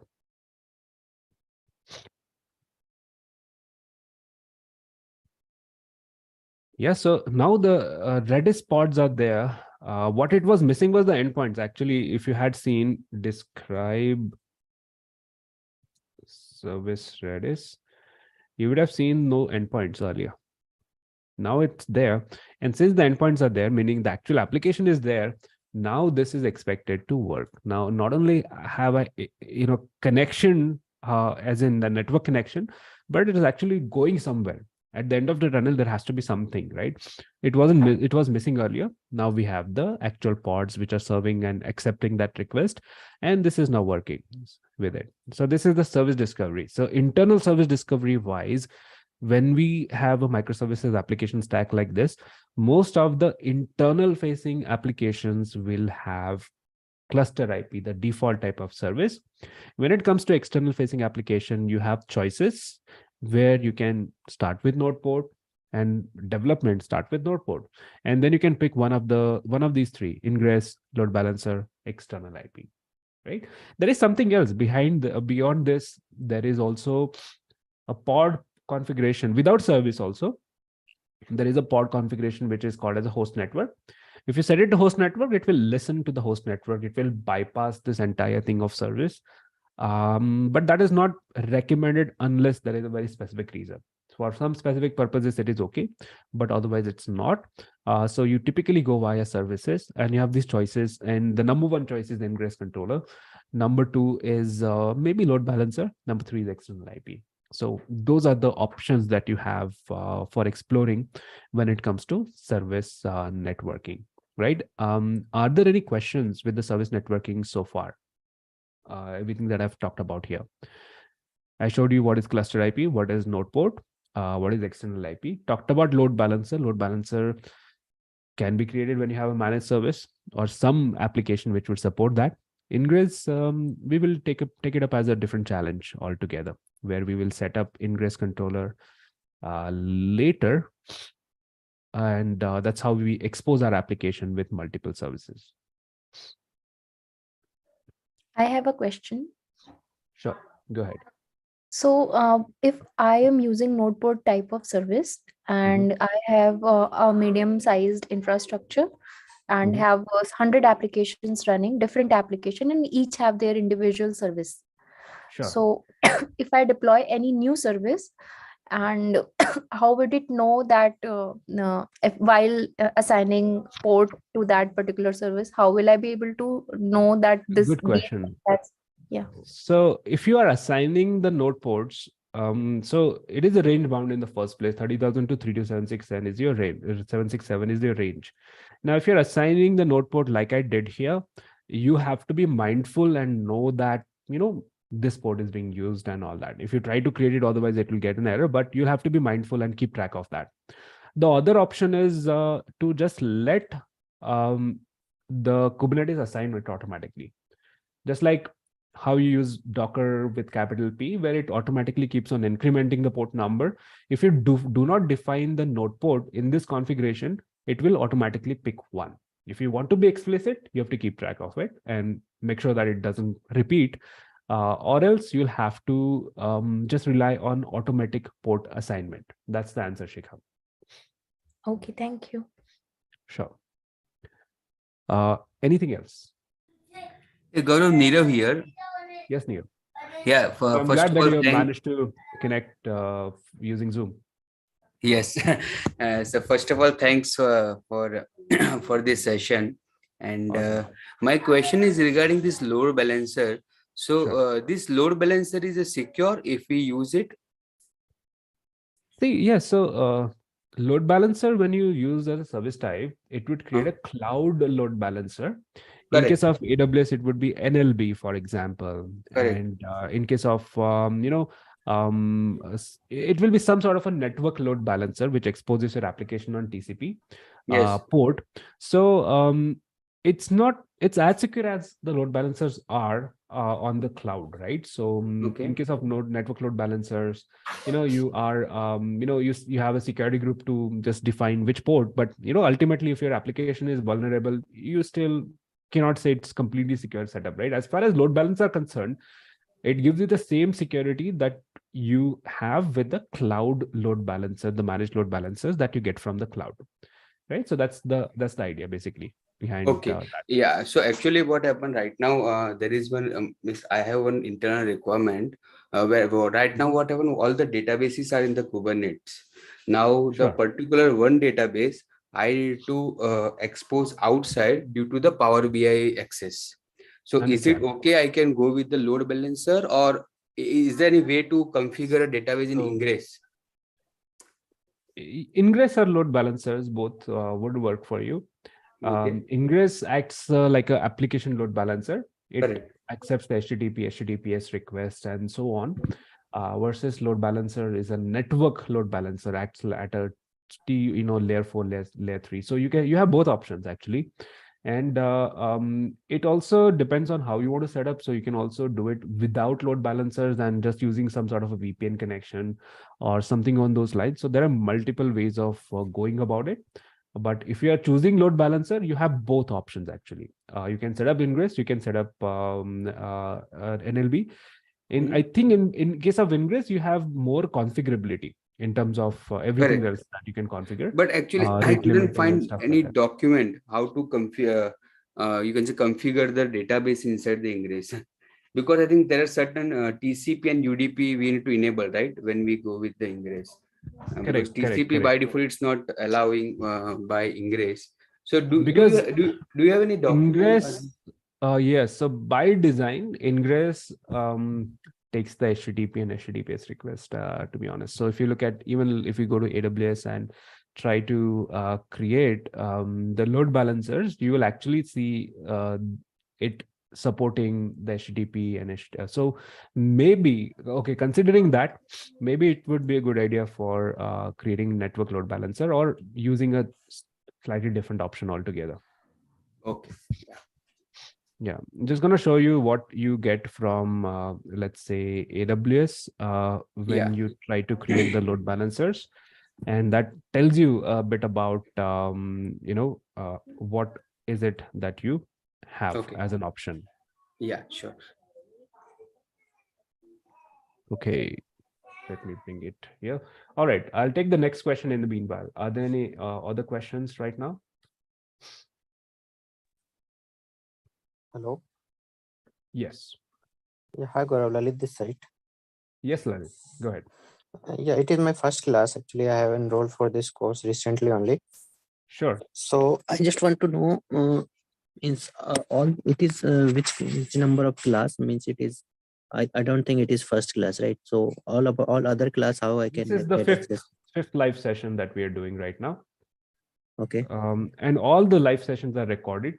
And if you have joined the Kubernetes Bootcamp and enrolled to that, you have access to a particular course where all these recordings are available.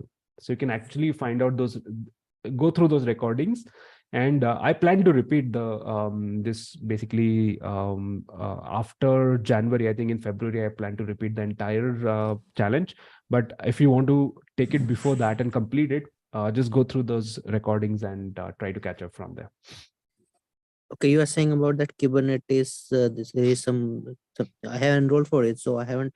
I should have got mail. You are saying, right? For that Kubernetes 50-day challenge. When you enroll, so when you go to this, let's say devopsclub.co/Kubernetes or some similar link to that, you have a form, and if you have filled up this form with your email address, you are set up with a course access. Let me show you which course actually. Yes, I have enrolled for it. Well, I have got a mail, and at the same day I have enrolled. Let me show you what where to find it also. So if you go to that particular course which is available, give me one quick moment.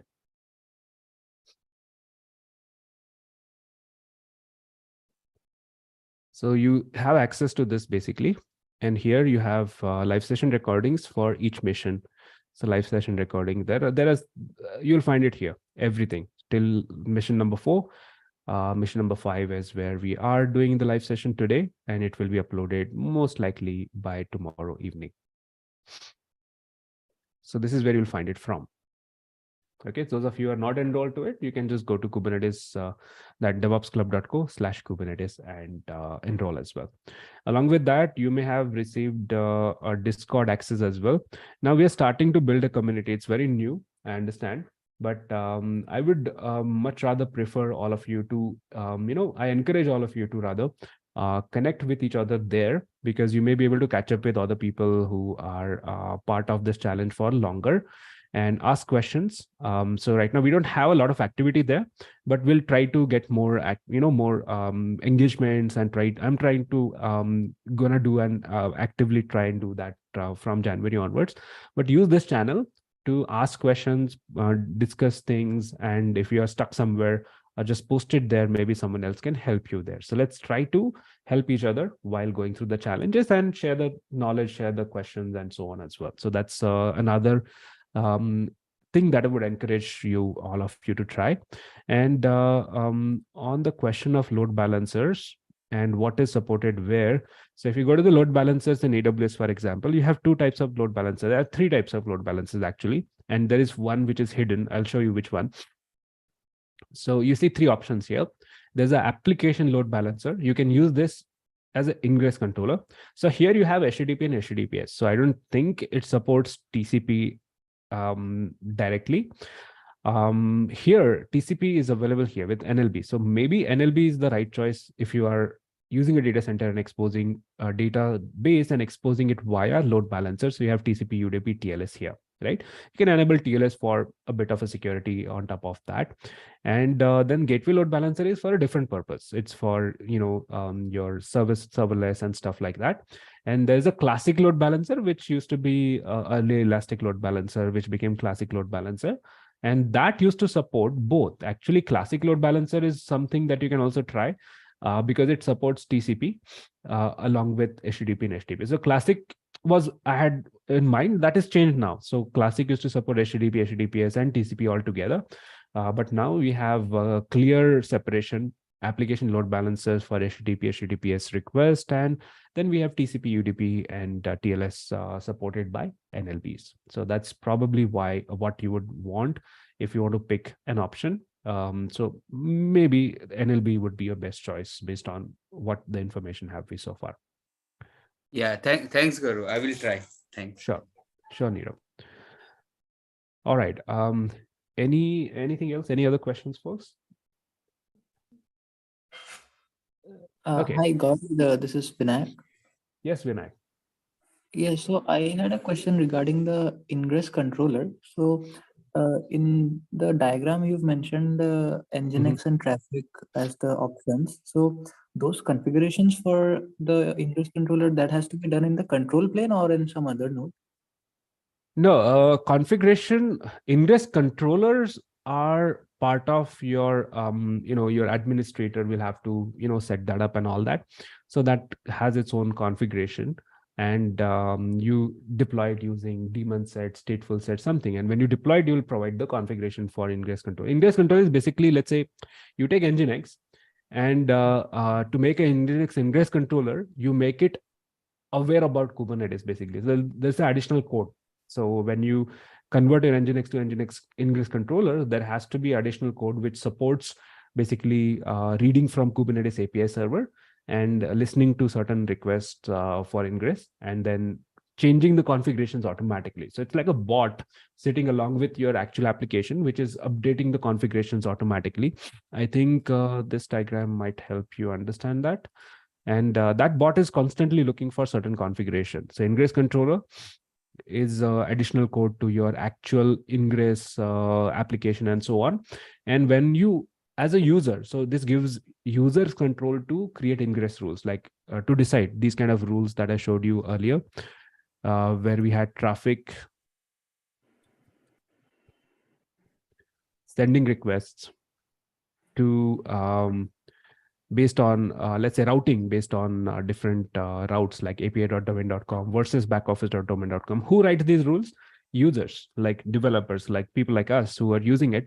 And let's say I built my application, which is vote.example.com. I would add an ingress rule for it. And that rule would be read. When I add a rule, it would be someone watching. Ingress controller is that piece which would be watching for such rules. And when it sees a rule that I've added, a rule like this, for example, right? So where I say, oh, vote.example.com, send it to this particular backend service. So it will basically update its own rule, Nginx rule, traffic rule, whatever the ingress. There are many ingress implementations, many very popular routers, reverse proxies and load balancers support this HA proxy, Nginx, traffic, ambassador. There are many others. There's Citrix load balancers and ingress controllers and all that. So those have the capability of updating its own configuration. So it acts like a bot. So you don't need an admin to come in and update those configuration. As a user, you add a configuration along with your deployment, and that is read, and a path is already automatically set up, and that starts working immediately. So that's the idea about ingress controllers. It's an application along with that code, which will help it integrate with Kubernetes. In a gist. Hi, Gaurav. Anthony here. Yes, Anthony.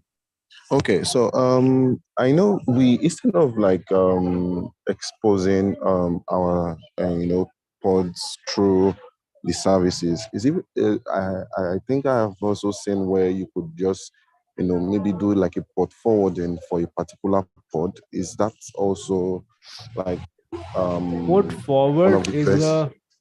port forward is an option that you can use. You have a command called as kubectl port forward. That is an option that you use for testing.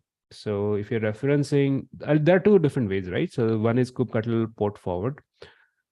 So this is, if you're referencing this, you as a developer want to connect to a pod, right? Just one specific pod.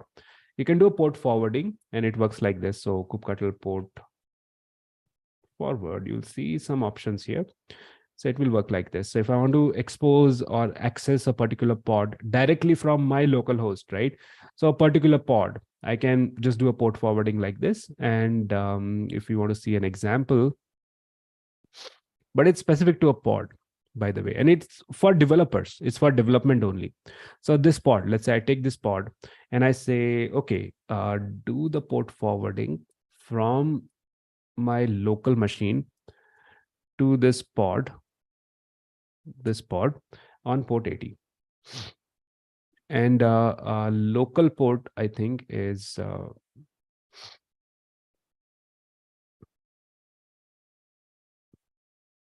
left-hand side would be local port, in my opinion.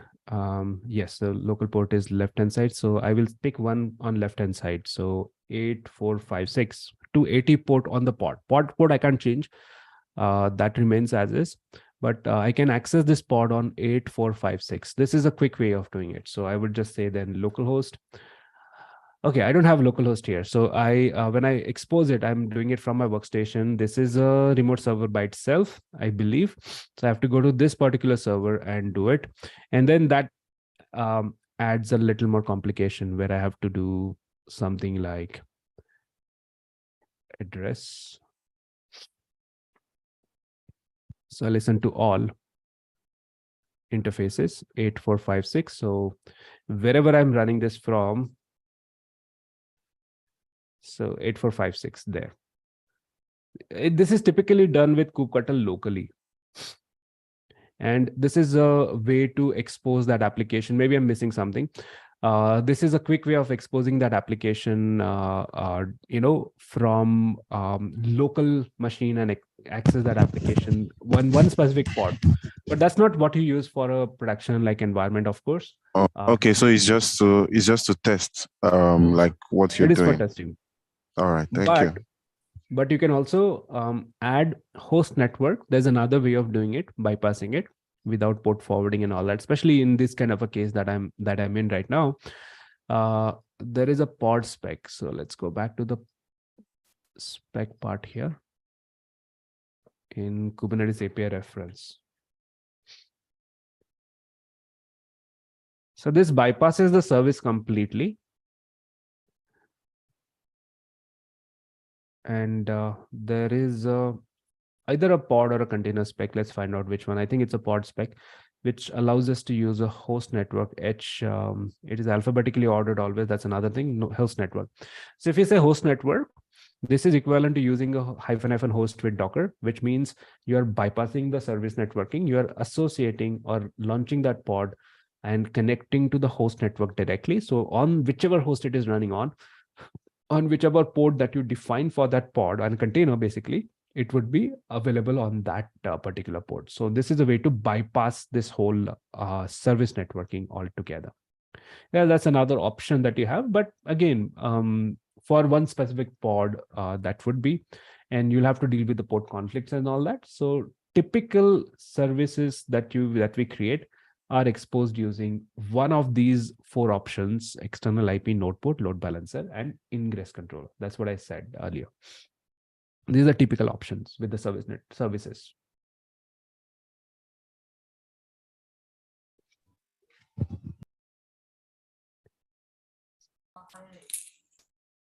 All right. I see some questions in the chat. Yes, go ahead.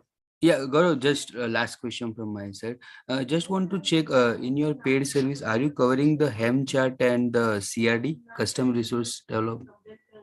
Writing custom resources, no, not yet. Using custom resources is being covered in various topics, because anything that you do, like GitOps, you install anything else, like you have to use the CRDs, service meshes and whatnot. So I talk about CRDs as in using the CRDs and what those are, controllers and all that, but not writing one. Helm chart, I'm going to add the writing part. I have covered the using part and all that, but I'm adding a new chapter when I'm redoing the Kubernetes session. I'm going to be adding the chapter to create the Helm charts, write the Helm charts also. Okay, write the Helm chart. Okay, so maybe we can using that we can also create our own Helm chart, right? My understanding is correct. Exactly. Writing Helm chart is creating your own chart for deploying your own application.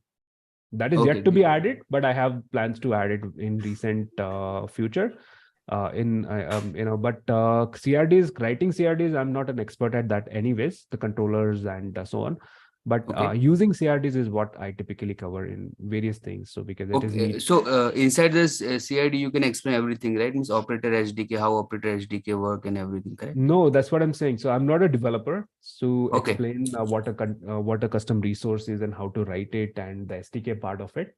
So I don't think I will be adding that, considering that is not my expertise.